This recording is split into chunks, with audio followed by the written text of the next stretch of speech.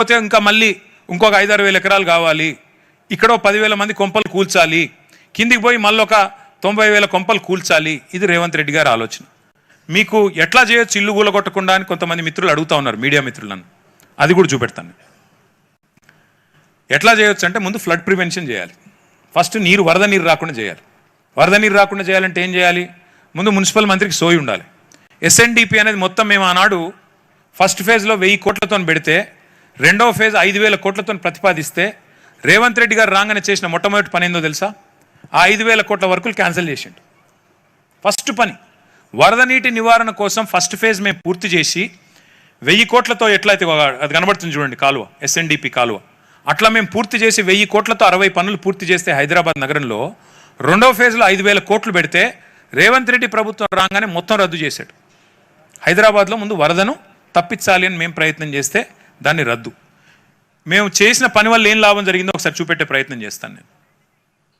ఇక చూడండి, కట్టక ముందు ఎట్లుండే, కట్టినాక ఎట్లయింది. ఆ పక్కన చూడండి, మల్లారెడ్డి రంగారెడ్డి నగర్లో వర్షం పడితే మునుకుండేది. తర్వాత SNDP కట్టిన తర్వాత నీరు కిందికి సాఫీగా పోవడానికి ఏర్పాటు చేయడం జరిగింది. ఎందుకు చెప్తున్నా అంటే, మూసీలో ఫస్ట్ చేయాల్సిన పని ట్రీటెడ్ వాటర్ ముందు వచ్చేటట్టు చూసుకోవడం, రెండోది వరద నష్టం లేకుండా అన్ని నాళాలను కూడా అవసరమైతే నీట్గా చేసుకోవడం, SNDPని కంటిన్యూ చేయడం.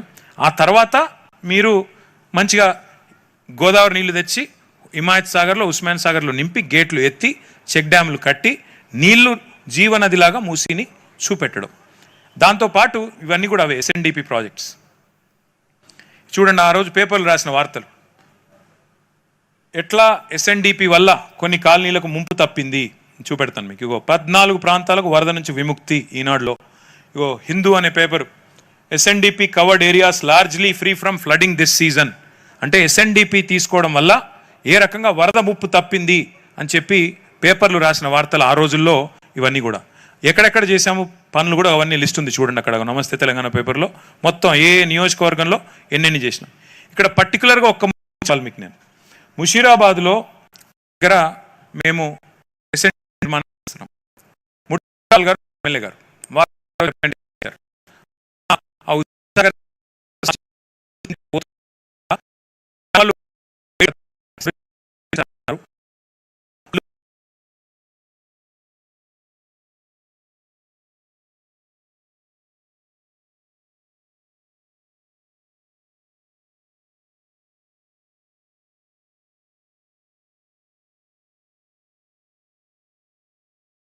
ఉంటుంది అన్నారు.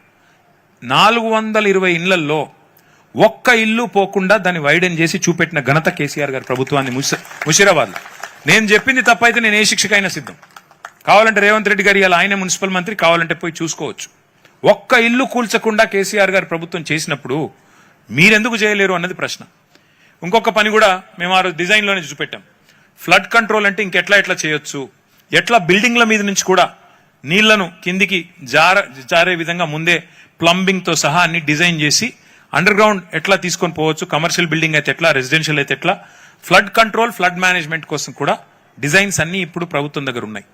కానీ ఆ రోజు కోవిడ్ తర్వాత డబ్బులు లేక కొంత స్లో డౌన్ చేసినాం తప్ప, లేకపోతే ఈ టర్మ్ కనుక మనం వచ్చింటే ఈ పాటికి హైదరాబాద్లో ఈ పనులన్నీ మనమే చేసేది. బట్ భవిష్యత్తులో మళ్ళీ వచ్చాక మళ్ళీ చేసుకుందాం, ఎట్లాగే నేను చేయడు, మనమే చేసుకుందాం. ఇది ఆ రోజు మేము ప్రతిపాదించిన నిర్మాణాలు. ఎవ్వరికి డిస్టర్బెన్స్ లేకుండా నీట్గా ప్రజలకు ఆహ్లాదం ఉండేటట్టు, అట్లాగే పక్కనే మనకి అవసరమైతే ఆ కొల్లూరు నుంచి నార్సింగ్ దాకా ఎట్లయితే సైక్లింగ్ ట్రాక్స్ కూడా కట్టామో, ఎక్కడ జాగా ఉంటే ప్రభుత్వ భూమి ఉంటే అక్కడ అట్లా చేయాలి అని ప్రతిపాదించాము. ప్రతిపాదించడమే కాకుండా చేసి చూపెట్టాం. మీరు చూడండి, ఆ పైన చేసి చూపెట్టింది, పైన మీరు చూస్తున్నది చేసి చూపెట్టింది, కిందనేమో ప్రతిపాదించిన బొమ్మ. ఇవేవి AI జనరేటెడ్ కాదు. నేను రేవంత్ రెడ్డి గారు చూపెట్టిన అన్ని ఆర్టిఫిషియల్ ఇంటెలిజెన్స్ జనరేటెడ్ ఇమేజెస్ తప్ప, మళ్ళీ అందులో కొన్ని కేసీఆర్ గారు ప్రభుత్వం చేసిన బొమ్మలు అవి కూడా చూపెడతాను మీకు. అవి వాడుకున్నారు తప్ప ఏమీ లేదు. ఇది ఇక్కడ ఒక్క మాట నేను చూపెట్టాలి. ఇది ఒక 57 కిలోమీటర్లు మంచిరేవుల నుంచి కీసర దాకా మనం ప్రతిపాదించిన ఒక ఎక్స్ప్రెస్ వే. మీరు ఇక్కడ ఒకటి చాలా జాగ్రత్తగా గమనించండి, మీకు నేను చెప్పేది. మంచిరేవుల నుంచి కింది దాకా మనం మూసీ మీదుగానే ఎక్స్ప్రెస్ వే ప్రతిపాదించినాం 8,900 కోట్ల రూపాయలతో. ఏం లాభం దీనివల్ల? మీరు చుట్టూ తిరిగిపోయే అవసరం లేకుండా ఇమ్లీబన్లో బస్సు ఎక్కితే, ఒకవేళ మీరు మళ్ళీ స్ట్రైట్గా ఊరంతా తిరిగి కిషన్ బాగ్ నుంచి కిందికి మహబూబ్ నగర్ పోయే అవసరం లేకుండా, కర్నూలు పోయే అవసరం లేకుండా ఆ బ్రిడ్జ్ ఎక్కి ఓఆర్ఆర్ ఎక్కి కిందికి స్ట్రైట్గా వెళ్ళిపోయేటట్టు డిజైన్ చేయడం జరిగింది. తద్వారా ఏం లాభం అంటే ఈ మూసీ పరివాహక ప్రాంతంలో ఉండే ప్రజలకు కూడా కోర్ సిటీలోకి పోవాలన్నా, బయటికి పోవాలన్నా, ఇటు పోవాలన్నా ఇబ్బంది లేకుండా మనం ప్రతిపాదించిన బ్రిడ్జ్లు కూడా మీకు కనబడతా ఉన్నాయి. 15 బ్రిడ్జెస్ ఈ మొత్తం మూసీ మీద ఇవన్నీ కూడా డిజైన్ చేసినాం. ఇక్కడ మీరు 15 బ్రిడ్జ్లు కూడా మూసీకి కొత్త వన్నెలు పేరిట ఆ రోజు సాక్షి పేపర్ రాసింది. 15 బ్రిడ్జ్లు ఎక్కడెక్కడ కట్టాము, ఎక్కడెక్కడ ప్రతిపాదించాము, వాటికి మేమే శంకుస్థాపనలు కూడా చేశాము. మొత్తం డీటెయిల్స్ 545 కోట్ల రూపాయలతో బ్రిడ్జ్ కింద చెక్ డ్యామ్. తద్వారా నీళ్ళు ఆపాలి, వాటిని మరి రేపటి రోజున ఎట్లా వినియోగించాలి. మొత్తం అక్కడి నుంచి ఇక్కడ దాకా ఇక్కడ చాలా జాగ్రత్తగా ఒకటి గమనించండి దయచేసి. ఒకసారి హ్యాండ్ మైక్ ఉందా, ఒకటి గమనించండి. ఆ పైన ఎక్కడైతే జాగా ఉందో మీరు గమనించండి, ఇక్కడ చాలా ఇంపార్టెంట్ ఇది. హ్యాండ్ మైక్ ఉందా? ఇది ఒక్కటి చూడండి. ఇక్కడ ఎక్కడైతే జాగుందో, ఎక్కడైతే ప్రభుత్వానికి రోడ్డు పక్కకు వెసులుబాటు ఉందో, ఇక్కడ గ్రీన్ లా కనబడుతుందిగా గ్రీన్ లైన్, అక్కడ 2 దిక్కుల చెరువు 2 దిక్కుల మనం రోడ్డు డిజైన్ చేశాం. ఎక్కడైతే జాగా లేదో ఆ రెడ్ లైన్ కనబడుతుంది కదా, అందులో మూసి మధ్యలోకి వెళ్ళి తీసుకొని పోయినాం తప్ప ఒక్క ఇల్లు కూలగొట్టకుండా చేయాలి అనే అట్లా డిజైన్ చేశాం.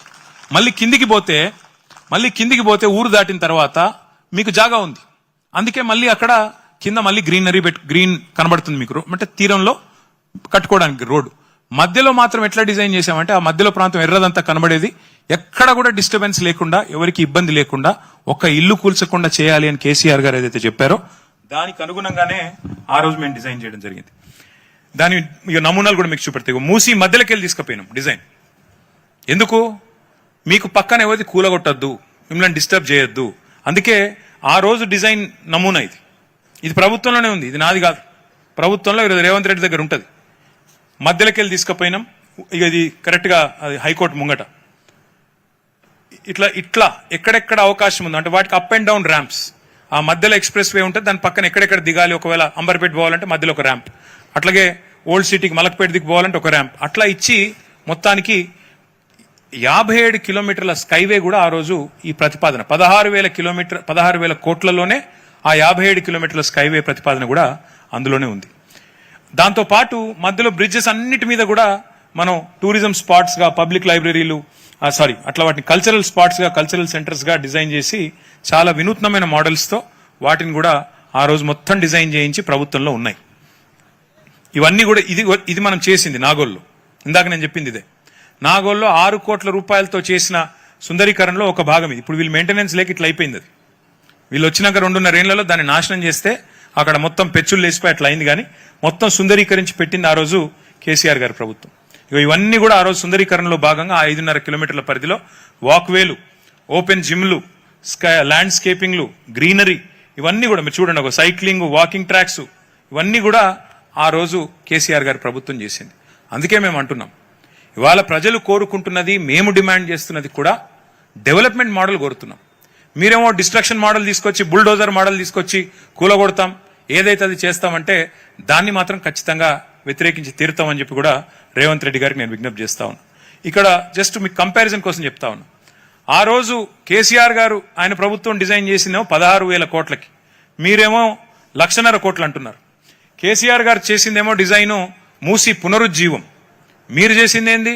మూసి భూముల ఆక్రమణ పథకం కింద ఒక రియల్ ఎస్టేట్ ప్రాజెక్ట్ కింద దీని చుట్టూ ఉన్న భూములు ఎట్లా లాక్కోవాలి, ఎట్లా గుంజుకోవాలనే దాని మీద మీ ఆలోచన. ఆ రోజు ఒక డిజైన్ కాంపిటీషన్ చేసి 10 కోట్ల రూపాయల్లో మొత్తం 10 డిజైన్లు రెడీ చేసి పెట్టి గవర్నమెంట్లో ఉంది. మీరేం చేశారు? 160 కోట్ల రూపాయలు ఒక బ్లాక్ లిస్టెడ్ కంపెనీ, పాకిస్తాన్ లో కూడా black listed company, red corner notice ఉన్న కంపెనీ, ఆ కంపెనీకి 160 కోట్ల రూపాయలు ప్రజల సొమ్ము తగలబెట్టింది రేవంత్ రెడ్డి ప్రభుత్వం. మేమేమో ఒక్క ఇల్లు కూలగొట్టకుండా ప్లాన్ చేస్తే మీరు దగ్గర 1,00,000 ఇండ్లు ఒక రాజేంద్ర నగర్ కాన్స్టిట్యున్సీలోనే 10,000 ఇండ్లు కూలగొట్టడానికి, మొత్తం ఇక్కడ నుంచి అక్కడ దాకా 1,00,000 ఇండ్లు కూలగొట్టడానికి మీరు ప్లాన్ చేస్తున్నారు. ఇంతవరకు మేమేమో ఆనాడు మొత్తం అన్ని స్టడీస్ చేసి మొత్తం మెటీరియల్ అంతా మీకు ఇచ్చాం. మీరు డిపిఆర్ లేదు, పబ్లిక్ కన్సల్టేషన్ లేదు, ప్రజలతో ఇంతవరకు సంప్రదించింది లేదు, సోషల్ ఇంపాక్ట్ అసెస్మెంట్ లేదు, ఎన్వైరన్మెంటల్ ఇంపాక్ట్ అసెస్మెంట్ లేదు, ఏదీ లేకుండా మా ఇష్టం వచ్చినట్టు చేస్తామంటే ఎట్లా ఊకోవాలి? చూడండి మీరు, విచిత్రమైన విషయం, నిన్న ఆయన మూసి వెబ్సైట్లో పెట్టిండు రేవంత్ రెడ్డి ప్రభుత్వం. మూసీని ఎట్లా చేస్తామని పెట్టిండు. ఆ పెట్టిన బొమ్మలు ఎక్కడియో తెలుసా? మనం గతంలో చేసిన బొమ్మలే పెట్టిండు 6 కోట్ల రూపాయలతో. అందుకే అంటున్నాం, నకల్ మారనే కోబి అకల్ చాయి అంటారు కదా, గట్ల గంత తెలివి ఉంది వీళ్ళకు. మీరు ఇక్కడ చూడండి, 3279 ఎకరాలు 10,000 నిర్మాణాలు తీసుకుంటా అని చెప్పి మన గెజెట్ ఇచ్చిండు. ఎందుకు కావాలి గన్ని? ఎవరి కోసం 3279 ఎకరాలు? అది ఫస్ట్ ఫేజ్ అట. 2వ ఫేజు, 3వ ఫేజు, 12వ ఫేజు ఏం చేస్తాడో మహానుభావుడు మరి చూడాల. మొదటి ఫేజ్లోనే 10,000 నిర్మాణాలు. నేను 10,000 నిర్మాణాలు లెక్క తప్పు చెప్పానంటారని గెజెట్ కూడా తెచ్చిన. ఎన్ని ఎకరాలు అంటే 3279 ఎకరాలు. మళ్ళీ గుర్తు చేస్తా ఉన్నా, పక్కనే కోకాపేటలో 100 కోట్లు, 120 కోట్లు, 130 కోట్లు. మరి ఇక్కడ కనీసం అందులో 50%, 40% ఉంటుందా? మరి 50% వేసుకుంటే 3279 కోట్లు అంటే 1,50,000 కోట్ల కాదా? మరి ఇంత విలువైన ఆస్తిని ఇలా జీరో వాల్యూ చేసే అధికారం రేవంత్ రెడ్డికి ఎవడిచ్చాడు? అందుకే ఇవాళ మేము దీన్ని వ్యతిరేకిస్తున్నాం తప్ప మాకేమీ ఆయన మీద కోపమో ఇంకోని మీద కోపమో కాదు. చూడండి, ఈ మొత్తం ఆ మధు పార్క్ రిడ్జ్ అనే అపార్ట్మెంట్ మీద రెడ్ మార్క్ వేసినారు. ఆ డిపిఆర్ ఇప్పటికి 160 కోట్లు తీసుకున్నాడు, వాడు ఇంతవరకు పత్తలేడు. అది అన్నీ కాదని ఆఖరికి గాంధీ గారి బొమ్మ పెట్టి, ఇప్పుడు ఎట్లా అంటే అది ఉంటారు చూడండి, మనం దేవుని గుడిలో పోతాం, శివుడిని మొక్కుతాం, శివలింగాన్ని మొక్కుతుంటాం. ఆ లింగం మీద తేలుందనుకో, ఏం చేయాలా? కొట్టాలనిపిస్తుంది, భయం అవుతుంది. దేవుడు కాబట్టి దండం పెడతాం. ఈ ప్రాజెక్ట్ కూడా అడ్డుకోకుండా రేవంత్ రెడ్డి గారు తెలివిగా ఏం చేస్తున్నాడు? గాంధీ బొమ్మ పెడతారంట. గాంధీ బొమ్మ పెట్టి, గాంధీ గారు ఉన్నారు కదా, గాంధీ బొమ్మ పెడతా అంటే అడ్డుకుంటారా మీరు? మహాత్మా గాంధీ అని చెప్పి ఇలా కావాలని గాంధీ గారి మునిమనుమడు వద్దంటున్నాడు. వద్దురా నాయన అని. అయినా నేను మాత్రం గాంధీ బొమ్మ పెడతా అని చెప్పి ఇవాళ గాంధీ సరోవర్ పేరిట మొత్తం అందరినీ గోల్మాల్ చేసే ప్రయత్నం ఈ ప్రభుత్వం చేస్తూ ఉంది. ఇది ఒకసారి ఇక వారు చూడండి, ఇక్కడ ఇంకా విచిత్రమైన విషయం ఒకటి చెప్తా మీకు. ఇప్పుడు ఈ బిల్డింగ్లు కనబడుతున్నాయా మీకు? ఇక్కడ ఈ బిల్డింగ్ కనబడుతుంది కదా, ఈ బిల్డింగ్ కనబడుతుంది కదా, ఇది అక్కడనేమో గాంధీ బొమ్మ పైన ఈ బిల్డింగ్ కనబడుతుంది కదా. ఇక్కడ కరెక్ట్ గా ఇప్పుడు మధు పార్క్ రిడ్జ్ ఎక్కడ ఉన్నాయంటే ఇక్కడ ఉంది. మధు పార్క్ రిడ్జ్ ఏమో బఫర్లు ఉందట, కూలగొడతారట. మరి నువ్వు కట్టే బిల్డింగ్లకు బఫర్ వర్తించదా? మీరు ఆలోచన చేయండి. ఇప్పుడు అంటే ఎంత ఎంత ఎంత విచిత్రమైన గవర్నమెంట్ అంటే ఇది. ఉన్న బిల్డింగ్ కూలగొడతారట బఫర్ అని, కొత్త బిల్డింగ్లు కడతారంట అక్కడే. ఇది వాళ్ళ డిజైన్, నాది కాదు ఇది. నిన్న రేవంత్ రెడ్డి గారు ప్రజెంట్ చేసిన డిజైన్ ఇది. ఎక్కడైతే మధు పార్క్ ఉందో అది బఫర్లో ఉంది కాబట్టి కూలగొడతానని చెప్పే రేవంత్ రెడ్డి గారు, అసలు మీరేం చేస్తున్నారో, కుడి చేయి ఏం చేస్తుందో ఎడమ చేయికి తెలుసా మీ ప్రభుత్వంలో? నేను అడుగుతాను. ఇంకా ఒక విషయం, సరే ఇక ఇవి మీకు తెలుసు, నేను చెప్పాల్సిన అవసరం లేదు. ఈ ప్రభుత్వం వచ్చాక పిల్లల్ని కనీసం వాళ్ళ ఇంట్లో పుస్తకాలు కూడా తీసుకోకుండా నిర్దాక్షిణ్యంగా నిర్దయగా కూలగొట్టిన ప్రభుత్వం. నిన్నగాక మొన్న ఖమ్మంలో 1000 మంది ఇల్లు కూలగొట్టిన ప్రభుత్వం. నేను అడుగుతా ఉన్నా రేవంత్ రెడ్డి గారిని, అయ్యా ఇన్ని ఇల్లు కూలగొట్టారు మీరు చేసే పనుల వల్ల ప్రజల గుండెలు ఆగుతున్నాయి, ప్రజల గొంతులో వణుకు వినబడుతుంది. హైదరాబాద్లో ఈ 2.5 ఏళ్లలో ఒక్క కొత్తిల్లు కట్టినవా నువ్వు నీ ప్రభుత్వం వచ్చినాక?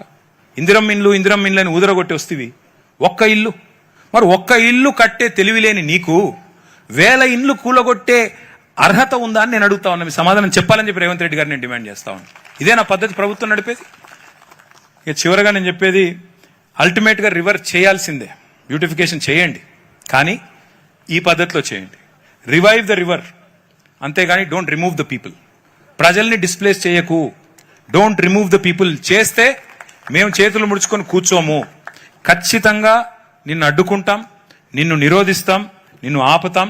ఎందుకు అంచనాలు పెంచావు, ఏ కారణం చేత ఈ రకంగా చేస్తున్నావు, వీటన్నిటికీ తప్పకుండా ప్రజలకి సమాధానం చెప్పకుండా నేను తప్పించుకుంటానంటే కుదరదు.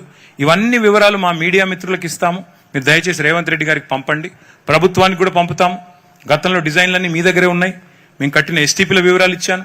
ఒక్క చుక్క నీరు, మురికి నీరు కూడా హైదరాబాద్లో ఈరోజు మురికి నీరు మూసీలోకి రాకుండా చేసిన ప్లాన్ చెప్పాను. ఒక ఇల్లు కూలగొట్టకుండా ఎట్లా చేయవచ్చో చెప్పాను. మరి ఇన్ని చూసిన తర్వాత కూడా రేవంత్ రెడ్డి గారు లేదు నేను 3300 ఎకరాలు తీసుకుంటాను, మీది జీరో వాల్యూ అంటే, మరి అల్టిమేట్గా ఇది తెలంగాణ గడ్డ. ఉద్యమాలతో ఢిల్లీ మెడలు వంచి అల్టిమేట్గా రాష్ట్రం సాధించుకున్న భూమిపుత్రులు ఇక్కడ ఉన్నారు. వదిలిపెట్టం, ఎట్టి పరిస్థితుల్లో వదిలిపెట్టం. దయచేసి ఐక్యంగా ఉండండి. నేను మన వెలుగుమట్లలో కూడా ఒకటే చెప్పొచ్చాను, ఖమ్మం పోతే ఇండ్లు కోల్పోయిన వాళ్ళు 1000 మంది. కానీ నిన్న ప్రభుత్వం పోయి విభజించు పాలించు అనే సూత్రం కింద 312 మందికి మాత్రం ఇండ్లు ఇచ్చి వాళ్ళను విభజించి మిగతా వాళ్ళని అక్కడ లేకుండా వాళ్ళని పోలీసు వాళ్ళని అడ్డం పెట్టుకుని తరిమేశారు. అట్లా కాకుండా రేపు హిమాయత్ సాగర్లో అయినా హనుమాన్ నగర్లో అయినా న్యాయం జరగాలి అంటే మీరు దయచేసి ఐక్యంగా ఉండండి. ఇందులో రాజకీయాలు అవసరం లేదు. ఇక్కడ బీఆర్ఎస్ వాళ్ళు ఉండొచ్చు, కాంగ్రెస్ వాళ్ళు ఉండొచ్చు, బీజేపీ వాళ్ళు ఉండొచ్చు, ఇంకో పార్టీలు ఉండొచ్చు, ఇంకోళ్ళు ఉండొచ్చు, ఎవరన్నా కానివ్వండి. కానీ దయచేసి ఐక్యంగా ఉండండి. మీకు న్యాయం జరగాలి అంటే మీ తరపున కొట్లాడే వాళ్లకు మీరు ఊతం ఇవ్వాలి. మీరు మీ తరపున మాట్లాడేదానికి మాకు శక్తి ఇవ్వాలి. మీడియా కూడా మీ బాధ చూపెట్టాలంటే మీరు అనవసరంగా ప్రభుత్వం ఇచ్చే ప్రలోభాలకి ఓ నలుగురిని పిలుచుకుంటారు. ప్రభుత్వం వాళ్ళు పిలుచుకొని దగ్గరున్న వాళ్ళను అరే నీకు పక్కకి ఇస్తాం, మంచిగా ఇస్తాం, మిగతా వాళ్ళను వరుసుకోపో అని పంపుతారు. మళ్ళీ మీరు ఇచ్చకపోయినారు అనుకో, ఐకమత్యం చెదిరిపోయింది అనుకో, మిమ్మల్ని ఎవరు కాపాడలేరు. కాబట్టి దయచేసి ఐకమత్యంగా ఉండాలని కోరుతూ హనుమాన్ నగర్ కూడా రమ్మన్నారు, తప్పకుండా వస్తాం. హిమాయత్ సాగర్ కూడా రమ్మన్నారు, తప్పకుండా వస్తాం. అన్ని గ్రామాలు కూడా మా పార్టీ తరఫున మా సబితమ్మ గారు, తమ్ముడు కార్తిక్ గారు, నేను, మా వివేకన్న, మా లక్ష్మణ, మా రాజన్న, అందరం, ప్రవీణన్న, అందరం మీరు ఎక్కడికి పిలిస్తే అక్కడికి వస్తాం. మీకు అండగా నిలబడతాం. ఒక్క రెండేళ్లు మీ ఆస్తులు కాపాడుకోండి. 2 ఏళ్ళు ఆ తర్వాత మళ్ళీ ఎట్లాగో మేము వస్తాం. మీకు ఒక్కరికి మీ ఇల్లు కాదు కదా, మీ ఇంటి మీద సున్నం కూడా ముట్టనీయకుండా చూసుకునే బాధ్యత మాది. జాగ్రత్తగా